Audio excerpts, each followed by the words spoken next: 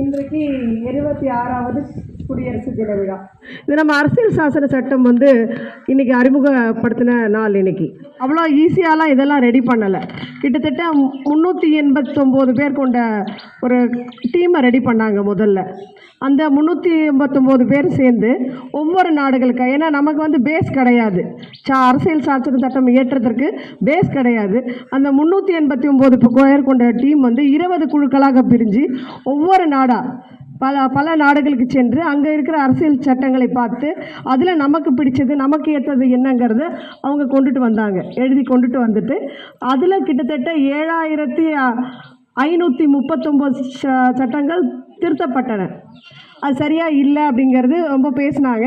அதுக்கப்புறம் நம்ம இயற்றினது 1950ஆம் ஆண்டு ஜனவரி 26ஆம் தேதி 24ஆம் தேதியே நம்மளுடைய சட்டம் எல்லாம் எழுதி முடிக்கப்பட்டு வாசிக்கப்பட்டது. சட்டத்தோட இயற்றினவங்க நம்ம டாக்டர் அம்பேத்கருங்கிறது உங்களுக்கு தெரியும்.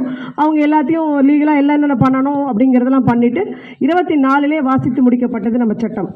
24ஆம் தேதி ஜனவரி 24. எதுக்காக 26க்காக இதை அறிமுகப்படுத்தினாங்க அப்படின்னு சொன்னாங்கன்னா, காந்திஜி சுதந்திரம் கிடைக்கிறதுக்கு 30 ஆண்டுகளுக்கு முன்னாடியே ஜனவரி 26ங்கிறத மக்கள் தேசிய விடுதலை நாளாக அவர் அறிவிச்சிருந்தார். ஜனவரி 26ங்கிறது விடுதலை தினம், மக்களாட்சியோட விடுதலை தினமாக அறிவிச்சிருந்தார். அதுக்கு நன்றி செலுத்தும் வகையில் தான் அந்த ஜனவரி 26ஆம் தேதி இந்த அரசியல் சாசன சட்டம் வாசிக்கப்பட்டது, அறிமுகப்படுத்தப்பட்டது. இப்போ மிகுந்த பெரிய சட்டங்களை கொண்டது நம்ம இந்தியா தான், உலக நாடுகளிலேயே.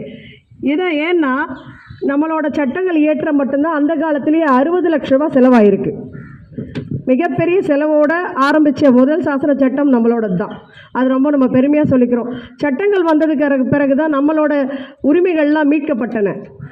இன்றைக்கி பெண்கள் பாதுகாப்பாக இருக்கோன்னா அதுக்கு காரணமே சட்டங்கள் தான். சட்டங்கள் நமக்கு பாதுகாப்பாக அரணாக இருக்கிறது. டிஜிட்டல் மயமாக்கப்பட்டது என்றது உண்மை. ஆனால் அந்த டிஜிட்டலில் எவ்வளோ பெரிய சீரழிவை நோக்கி நமது நாடு நகர்ந்து கொண்டிருக்கிறதுன்னு தெரியுமா?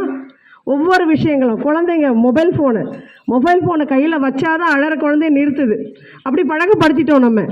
அந்த மொபைல் ஃபோன்னால் நல்லதுன்னு பார்த்தா ஒரு 0.5% தான் இருக்கும். 99.5% அது நமக்கான கெடுதல் தான். எதனால்? கண்ட வெப்சைட்டு, குழந்தைங்க எதையோ ஓப்பன் பண்ணி எதையோ பார்த்து இன்றைக்கி ரொம்ப என்ன சொல்கிறது, பாலியல் பலாத்காரங்கள் நிறையா நிகழ்கிறதுக்கான அடிப்படை காரணமே நான் சொல்லுவேன் இந்த மொபைல் ஃபோன். வர சந்ததியினருக்கு நான் சொல்கிற ஒரு மிகப்பெரிய அறிவுரை என்னென்னா, மொபைல் ஃபோனை குழந்தைங்கிட்ட கொடுக்காதீங்க தயவுசெய்து. அந்த காலத்தில் நம்ம 90s கிட்ஸ்லாம் பார்த்தீங்கன்னா, 80s கிட்ஸு 90s கிட்ஸ் எல்லாம் அவுட்டோர் விளையாட்டுகள் ஜாஸ்தியாக இருந்தது. கபடி, கொக்கோ, எல்லாம் நிறைய விளையாட்டுகள். இப்போ என்ன விளையாடுறாங்க பிள்ளைங்க? ஒரே ரூமில் மொபைல் ஃபோனை கையில் வச்சுக்கிட்டு கம்ப்யூட்டர் ஆப்ரேட் பண்ணிவிட்டு இதுதானே இருக்காங்க. இதனால் என்ன அறிவுத்திறன் வளருது, இல்லைன்னு சொல்லலை. அது கூடவே சில கெட்ட பழக்கங்கள், தீய பழக்கங்களும் வளர்ந்து வருகிறது. அதனால் நம்ம என்ன பண்ணணும், குழந்தைங்களுக்கு கண்டிப்பான முறையில் மொபைல் ஃபோன் கொடுக்காதீங்க தயவுசெய்து.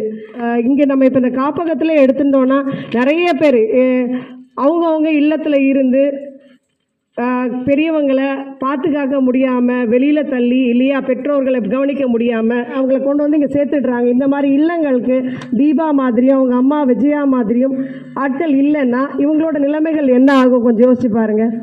என்னை பொறுத்த வரைக்கும் இல்லங்கள் இருக்கக்கூடாதுன்னு தான் நான் சொல்லுவேன். இந்தியாவிலேயோ தமிழ்நாட்டிலேயோ எங்கேயுமே இல்லங்கள் இருக்கக்கூடாது. அதை நம்ம வரவேற்கவே கூடாது. ஒவ்வொருக்கும் தனி மனிதனோட கடமை என்ன? தனது பெற்றோரை முதலில் காக்க வேண்டும். அவங்களுக்கு உண்டான தேவைகளை நம்ம பூர்த்தி பண்ணணும். ஏன்னா அவங்க தான் நமக்கு வளர்த்து நம்மளை ஒரு ஆளாக்கி நம்மளை இந்த அளவுக்கு கொண்டு வந்திருக்காங்கன்னா அவங்க எவ்வளோ கஷ்டப்பட்டிருப்பாங்க. அதை மனதில் வைத்துக்கொண்டு அவங்கள முதல்ல நம்ம காக்க வேண்டும். அதுக்கப்புறம் குழந்தைகள், நிறைய இல்லீகல் சைல்டு. ஏன் அந்த தவறு வருது? நம்ம தனி மனித ஒழுக்கம் கொண்டு வரணும். அது இருந்தால் மட்டும்தான் தவறுகள் நடக்கிறத நம்ம குறைக்க முடியும். என்ன அது அந்த காலத்தில் இல்லையா? எல்லாரும் அண்ணன் சகோதரியோடு தான் வாழ்ந்திருக்கோம், எல்லாமே இருக்கும். எதனால் இப்போதைக்கு அந்த பிரச்சனைகள் ஏன் போயிட்டுருக்கு, நிறைய இருக்குதுன்னு எல்லாரும் யோசிங்க. நான் பிள்ளைங்களுக்கு சொல்லி கொடுத்து வளங்க. முதல்ல இந்த குட் டச் பேட் டச்சுங்கிற பழக்கத்தை கொண்டு வராதிங்க. அதுவே பிள்ளைங்களுக்கு ஒரு அப்பா நீங்கள் சொல்லி கொடுக்குறீங்க, தோட்டத்தோடு தட்டி கொடுத்தா அது ஒரு மாதிரி பழக்கம், தொட்டால் ஒரு மாதிரி பழக்கங்கிறது பேட் டச்சுங்கிறது. அப்பா அரவணைப்பே பேட் டச்சுங்கிற மாதிரி பிள்ளைங்க மைண்டில் இப்போ நிறைய பேர் செட் ஆகிடுச்சு. ஸோ அதனால் அந்த பழக்கம் வந்து நான் வரவேற்க மாட்டேன். குட் டச் பேட் டச்சுங்கிறத சொல்லிக் கொடுக்காதீங்க பிள்ளைங்களுக்கு.